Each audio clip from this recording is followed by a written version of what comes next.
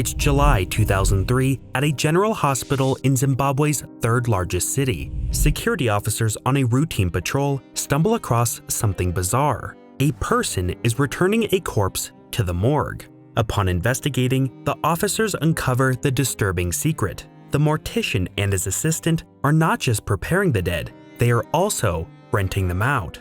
But those seeking to rent the bodies are not motivated by morbid curiosity. They are ordinary people desperate for a vital resource: gasoline. After securing a rented corpse and a falsified burial order, they'd head straight to the nearest gas station, where wait times stretched not just for minutes, but days. Now disguised as hearse drivers, they exploited a government policy to bypass the lines, ensuring their share of the nation's dwindling fuel supply. The mortician's chilling side business and its rising demand wasn't merely a bizarre occurrence. It was a symptom of an economy nearing collapse. Once one of Africa's wealthiest and most advanced nations, by 2009, Zimbabwe no longer had a functioning modern economy. Schools that were once the pinnacle of African education now saw students using dusty floors as notepads. Once an electricity exporter, Zimbabwe was plunged into prolonged blackouts, with power becoming the exception, not the norm. A nation once hailed as the breadbasket of Africa for its massive agricultural industry now grappled with starvation and a staggering 94% unemployment rate. But perhaps the most shocking testament to the country's dire situation was its inflation. Prices didn't just increase, the currency itself became worthless. Inflation skyrocketed to an insane 89.7 sextillion%, after which it stopped being recorded. Almost all companies collapsed, life savings evaporated, and people resorted to bartering for survival, which became an arrestable offense. But what led to this dramatic downfall? How did a nation overflowing with promise implode so devastatingly? Zimbabwe's economic journey highlights the crucial role of global strategies in shaping a nation's destiny. Speaking of strategy, if you've ever been fascinated by international dynamics, then today's sponsor, Conflict of Nations, is right up your alley. Conflict of Nations is a free online PvP game that places you in the heart of World War III. Navigate your chosen nation through these perilous times, either collaborating or contending with up to 128 other players in real time. With an arsenal ranging from nuclear submarines to jets and tanks, chart your course and engage in epic battles for global supremacy. And the best part, you can stay in the action, effortlessly switching between your phone and computer all on the same account. Ready to dive in? Click the link below to claim 13,000 gold and a 1-month premium subscription absolutely free. Hurry, this offer expires in 30 days. In 1865, two Dutch settlers purchased a seemingly ordinary stretch of farmland in what is today South Africa. However, within just a few years, their land possessed a 215-meter-deep, hand-dug chasm creatively named the Big Hole. By 1888, the Big Hole was the world's richest diamond mine, an asset then under the control of British-born mining magnate Cecil Rhodes. Though the brothers had sold the land, their impact lived on, as Rhodes named his new company, De Beers, now the largest diamond company in the world, in their honor. Unsatisfied with his mining monopoly in South Africa and propelled by his passion for British imperialism, Rhodes founded the British South Africa Company in 1889. Armed with a royal charter from the British Crown, the company swiftly invaded Mashonaland. Soon after, they initiated a military campaign against the Ndebele Kingdom, utilizing the newly invented Maxim gun with brutal efficiency. The conquered land became known as Rhodesia, named after Rhodes himself, with southern Rhodesia being formed in what today makes up Zimbabwe. 500,000 native Africans were relocated to reserves, where they faced taxation, forced labor, and political exclusion. For the next 3 decades, the land was not owned, controlled, or operated by the British government, but by the company itself, and its primary goal was to exploit the region for all its resources. Yet the nature of Southern Rhodesia's development was defined by a fundamental mistake. The company had overestimated how mineral-rich the area was and continued to do so for a decade. Even though the area is rich in diamonds, gold, platinum, chrome, and coal, these resources were too scattered for the large-scale operations the company had envisioned. Upon recognizing their oversight, the company pivoted their strategy. Instead of profiting directly from the land's resources, they decided to profit from those who could. By promoting European migration and nurturing a white rural elite, they aimed to accelerate economic growth. This approach would let them collect taxes and royalties, increase rail system revenues, and crucially raise the value of their land holdings. In exchange, the company granted settlers mining and trading rights, affordable land, infrastructure, and military protection. Between 1902 and 1911, the European population doubled, fueled by those seeking to strike it rich in mining. Yet as the mining camps grew, it was those who supported the mining industry that became the real winners, and no group benefited more than farmers. As farmers poured in to feed the growing population, they realized that the land they tilled was among Africa's most fertile, ideal for cultivating crops like corn, cotton, wheat, and the highly profitable tobacco. These farmers became incredibly rich and powerful, so much so that by 1923, they successfully persuaded the British government to grant Southern Rhodesia a semi-autonomous status, liberating it from the oversight of the British South Africa Company. Under this arrangement, Britain would continue to manage foreign policy, while the white minority was now able to control internal affairs. Utilizing their newfound autonomy and drawing inspiration from the developments in South Africa, the white minority established a fully fledged apartheid state.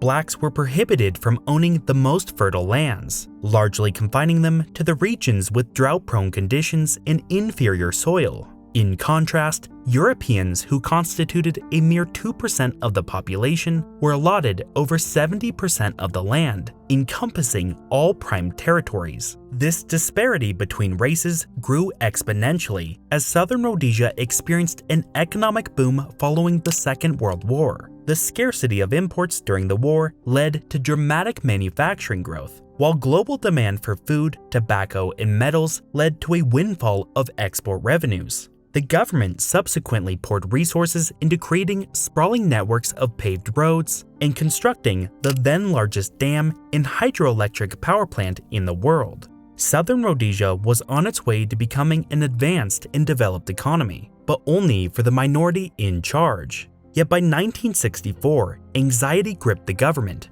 As the European colonial powers began to collapse and waves of independence movements surged across Africa, the white minority's grip on power had started to wane.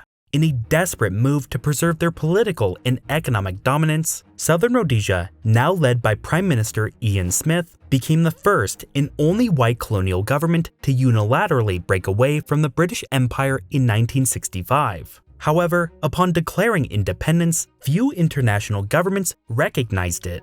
Britain successfully rallied the United Nations to enforce strict economic and political sanctions, casting Rhodesia into global isolation. Despite this, the economy was able to continue growing, as secret trade with allies like South Africa and Portugal's African territories ensured a lifeline for the country's commerce. Though the government managed to stabilize the economy, it was unable to halt the desires of its people. The black populace waged a 15-year conflict known as the Bush War against the government. Launching their operations from bases in neighboring Mozambique and Zambia, two primary anti-government factions emerged. The Zimbabwe African National Union, led by Robert Mugabe with backing from China and North Korea, and the Zimbabwe African People's Union under the leadership of Joshua Nkomo and supported by the Soviet Union.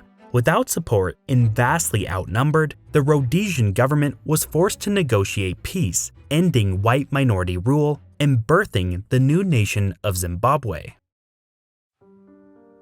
On February 14, 1980, a monumental moment unfolded for the people of Zimbabwe as they participated in the first universal election in their history. 2 months later, on April 18th, Robert Mugabe was sworn in as the country's first prime minister, symbolizing the dawn of a new era many hoped would be prosperous. Indeed, Zimbabwe quickly became the darling of the international community, as Mugabe's rhetoric was unexpectedly moderate. Despite being imprisoned for 11 years and labeled a Marxist terrorist under the former regime, he urged reconciliation, stating, quote, "An evil remains an evil, whether practiced by white against black or black against white." With sanctions being removed, substantial existing infrastructure, along with thriving manufacturing, mining, and agricultural sectors, Zimbabwe was teeming with potential. The task for Mugabe was then clear: make Zimbabwe's potential accessible for all on an even playing field.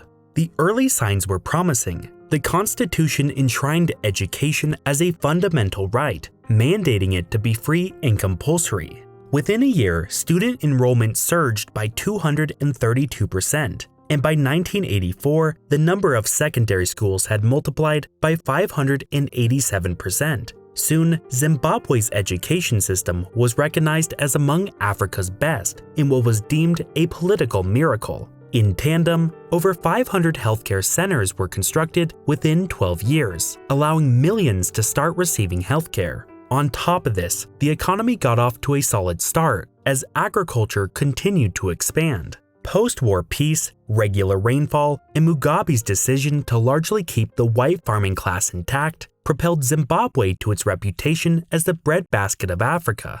However, beneath the impressive facade of modern schools, hospitals, and agricultural growth lurked a disturbing blend of political violence, corruption, and economic mismanagement. In August 1981, Mugabe enlisted North Korean military instructors to train an elite brigade he nicknamed the Gukurahundi, a term translating to the early rain which washes away the chaff. Using these troops, Mugabe systematically targeted the supporters of his main political rivals, namely Nkomo and the ZAPU party. Largely composed of ethnic Undebellis residing in western Zimbabwe, an estimated 20 to 80,000 were killed within just 4 years. With ZAPU's influence now weakened, Mugabe orchestrated a one-sided merger of the two parties, establishing a de facto one-party state under his control. Using his newfound dominance, he overhauled the constitution to make himself executive president, which allowed him to dissolve the Senate and tighten his grip on the legislature. As Mugabe's political power grew, so did the audacity of his economic policies. Legislation was passed, making it virtually impossible to fire workers. Price controls were placed on a host of goods, new import taxes arose to shield domestic industries from competition, while a new licensing system required any and all private investments to be subject to government approval. Along with a ban on foreign companies moving profits overseas, investment ground to a halt. The inability to fire workers made companies hesitant to hire any and stifled the growth of labor-intensive industries. State-owned enterprises, now controlled by Mugabe loyalists, were the sole beneficiaries. Although the policies were touted as aids for the impoverished, they also covertly aimed to curtail the rise of a formidable black middle class, as it was feared they would eventually pose a challenge to the regime. Indeed, economic policy became an extension of Mugabe's political aims, and his preferred method for gaining support was by spending outrageous sums of money. Between increased spending on education, healthcare, sizable monthly payouts for veterans, and a stunning 60% growth in the government's payroll, expenses spiraled out of control, and the government grew an unhealthy addiction to international loans. By 1989, half of Zimbabwe's entire GDP came from government spending, and unemployment had risen to 26%. Facing pressure from international lenders to reduce this spending, government officials recognized the need for policy change to ensure the regime's survival. Under the IMF's Economic Structural Adjustment Program, price and wage controls were eased to address unemployment, and trade barriers were reduced to accelerate private sector growth. However, the economy quickly entered a sharp recession as most industries struggled against a flood of cheap imports, while a series of severe droughts saw agricultural output plummet. Simultaneously, Mugabe had failed to curtail spending even as tax revenues fell. The accumulation of debt accelerated, and the government increasingly turned to money printing to fund expenses, driving inflation above 20% annually. However, by 1996, Zimbabwe was finally starting to see the reforms pay off as economic growth, exports, and foreign investment began to rise quickly. However, it was already too late. That same year, the War Veterans Compensation Fund had run dry after years of depletion from corrupt government officials, with $450 million being stolen in just 8 months. With halted payments, the veterans, who had played a crucial role in ousting the previous government 2 decades earlier, started organizing intensifying protests. In a desperate move to quell the unrest, Mugabe agreed to start paying out a new monthly allowance, amounting to twice the salary of civil servants, and which equaled 3% of the nation's entire economy. Reacting swiftly to this move, the World Bank, which was in the process of providing Zimbabwe with a $100 million loan facility, suspended the arrangement, pending a detailed plan on how the new payments would be financed. In response, Mugabe stopped all debt repayments, ultimately defaulting on loans from the World Bank, IMF, and the African Development Bank. The ramifications were immediate. Investor confidence was shattered, causing the Zimbabwe dollar to lose 75% of its value in a single day. As this caused the government's import bill to instantly skyrocket, Mugabe sought to increase taxes. But faced with immediate, intense opposition and riots, he backed off. Yet the defining blow for Zimbabwe occurred in 1998, when Mugabe dispatched 11,000 troops to the Democratic Republic of Congo, supposedly to support its leader Laurent Kabila in a civil war fueled by Uganda, Rwanda, and Burundi. In reality, Mugabe's motives were likely driven by resource exploitation. In a revealing TV interview, a Zimbabwe colonel stated, quote, "There are fortunes to be made in the Congo, so why rush to conquer the rebels?" However, the involvement in the war not only cost Zimbabwe $6 billion, money the government did not have, but it also led to the country being cut off from all international economic aid. By the end of the decade, Zimbabwe, burdened with heavy debt and deprived of international financing, was spiraling. However, the worst was yet to come. On September 11, 1999, a coalition of civic groups, labor unions, and white farmers established the Movement for Democratic Change, a party that quickly emerged as a formidable opposition to Mugabe's ZANU-PF, setting the stage for an unexpected political outcome. Concerned about the nation's intensifying crisis, Mugabe called for a referendum on a new constitution. This proposed constitution would grant government officials immunity from prosecution, empower Mugabe to pursue 2 more terms in office, and permit the government to redistribute land from white owners to black citizens without compensation, the last of which had become especially pressing. Despite 2 decades passing since independence, the imbalance in farmland ownership was glaringly evident. By 1999, even though whites made up just 1% of the population, they owned over 70% of the arable land. As the economic crisis deepened, this stark disparity increasingly became a focal point of public discontent. Drawing from a playbook used by many dictators throughout history, Mugabe aimed to bolster his waning popularity by targeting an economically crucial yet widely resented minority. But even with Mugabe's grip on the media, schools, police, and the military, the voters, galvanized by the Movement for Democratic Change, decisively rejected the proposed constitution. Humiliated by the political defeat, Mugabe announced what he called the fast-track land reform. Immediately, war veterans and those claiming to be spearheaded a series of violent farm occupations, which quickly spiraled into a chaotic land grab. Thousands of farms covering 110,000 square kilometers were seized, affecting 150,000 families and displacing 300,000 black farm workers. And while 130,000 landless citizens had aided in the takeovers, only a small percentage actually received any land. Instead, the vast majority of the seized property ended up in the hands of ZANU-PF elites. Many of the new landowners lacked the experience or even the desire to farm. Some simply stripped the farms of their valuable assets and then deserted them. The effects were devastating. Within just 3 years, wheat production plummeted by 91%, corn by 66%, and tobacco by 75%. In one fell swoop, Mugabe had destroyed the most important sector of the economy and wiped out the nation's food supply. As famine loomed, access to food aid became contingent upon loyalty to the government or substantial bribes. The government's suppression of information ensured that the full magnitude of the disaster remains obscured even today. With the currency plummeting further and prices skyrocketing, the government, having exhausted all previous options, was now left with just two.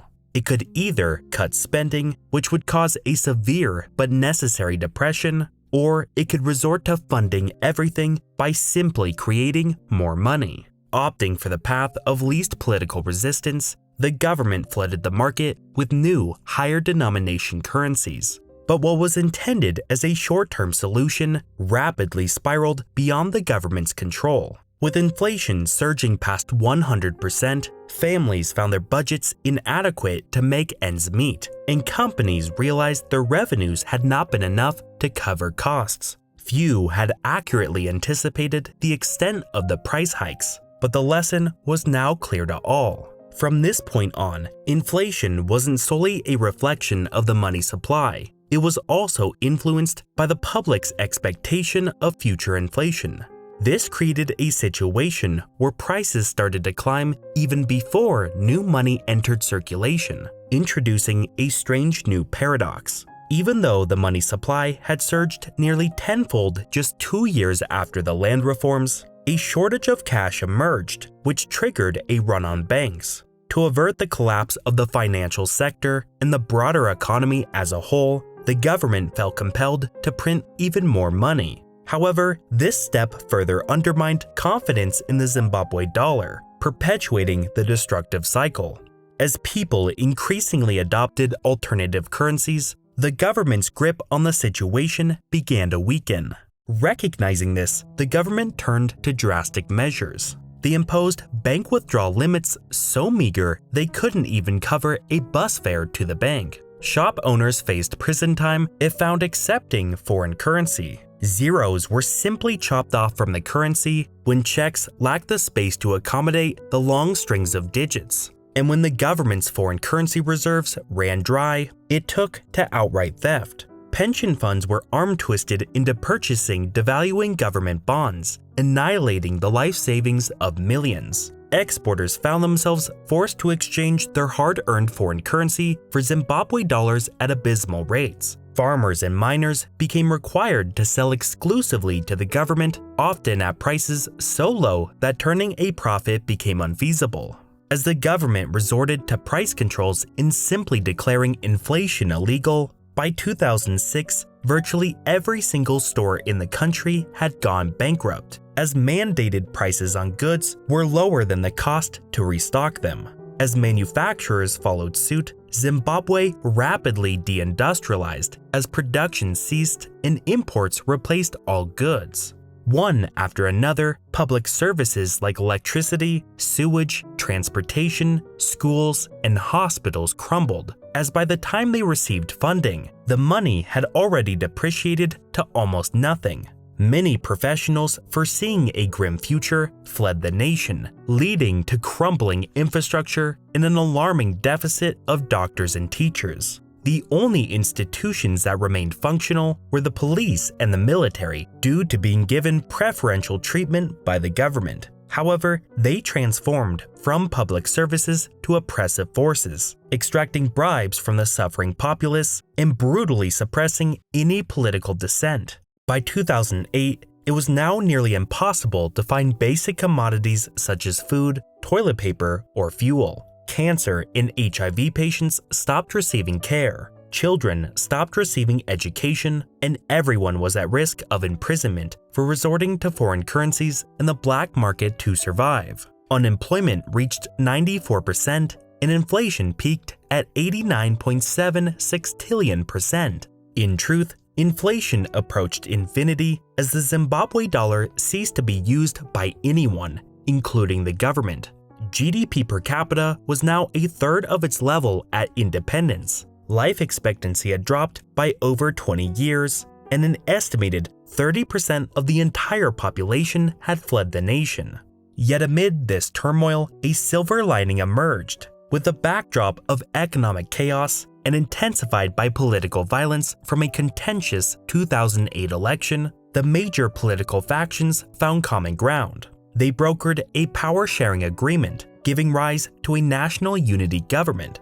While Mugabe remained in power, the coalition succeeded in curbing some of his more extreme tendencies. By April 12, 2009, the Zimbabwe dollar was officially discontinued, with foreign currencies stepping in as replacements. The introduction of the US dollar, South African rand, and the euro ended hyperinflation, bringing a semblance of stability. International aid flowed back in, and briefly, economic growth returned. However, this ray of hope was short-lived. By 2013, Mugabe and the ZANU-PF had returned to their old tactics, employing voter intimidation to sway the election in their favor. Not long after, in a move that dumbfounded many, Mugabe doubled the civil service and started printing new bond notes. That same year, the economy collapsed once again, with the finance minister stating, quote, "Right now, we literally have nothing." Mugabe's reign finally came to an end in 2017 as he was ousted in a coup and replaced by his vice president Emmerson Mnangagwa. However, his reign has echoed Mugabe's missteps, with lavish spending, election manipulations, and in 2019, the revival of the Zimbabwe dollar. Inflation since has once again soared past 500%. Zimbabwe's tumultuous journey serves as a poignant reminder of the dangers of unchecked power. Its struggles are not because post-colonial African nations can't succeed. Rather, they come from a tragic continuation of oppressive minority rule, with newer leaders mimicking the despotic tendencies of their colonial predecessors. These leaders, once champions against colonialism, became intoxicated by power, viewing themselves not as protectors but as proprietors of their nations. Zimbabwe's rapid disintegration underscores a fundamental truth. A leader with too much power can be as damaging as any outside enemy. Don't forget to check out Conflict of Nations, a thrilling online PvP game in a modern global war setting. If you join within 30 days, you can snag an exclusive bonus, 13,000 gold, and a 1-month premium subscription. Just click the link in my description, select your country, and strategize for victory.